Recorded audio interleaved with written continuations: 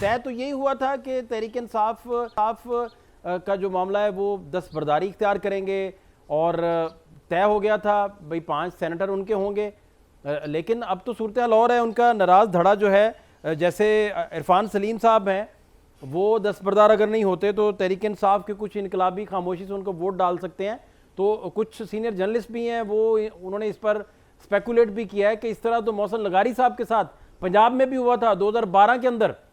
تو میں جاننا یہ چاہ رہا ہوں کہ ابھی کیا سٹیٹس ہے تحریک انصاف کے ساتھ، آپ کا معاملہ کیا طے ہوا ہے؟ الیکشن لڑ رہے ہیں نہیں لڑ رہے؟ بسم اللہ الرحمن الرحیم، بہت شکریہ بھائی جان۔ سر دیکھیں، بات یہ ہے کہ جمعیت علماء اسلام تو سیاست اور جمہوریت پر یقین رکھتی ہے، ان کی ایک تاریخی سٹرگل ہے۔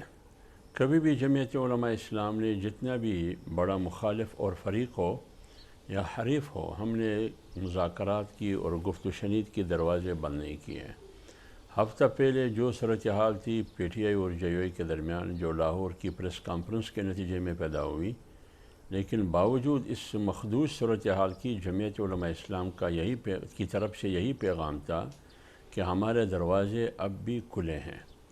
ہم جنگ نہیں چاہتے، کیونکہ صبح جنگ کا متحمل نہیں ہو سکتا، نہ پاکستان کی سیاست انتشار اور اختلاف کا متحمل ہو سکتا ہے، سیاسی شدت پسندی کا متحمل نہیں ہو سکتا۔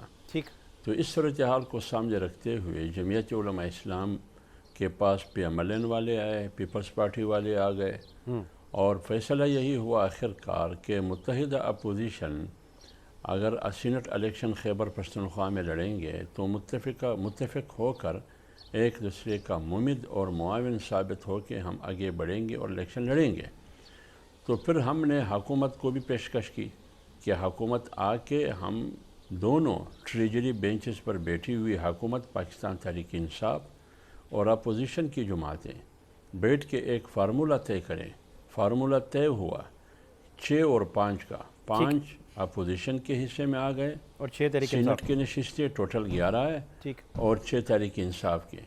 لیکن تحریک انصاف کی صفوں میں 6 سے زیادہ لوگ کھڑے تھے، جیسے کہ ابھی آپ نے فرمایا، لیکن وہ زیادہ کو بٹھانا، دستبردار کرانا، وڈرا کرنا، یہ تو پی ٹی آئی اور پی ٹی آئی کی قیادت کی ذمہ داری ہے۔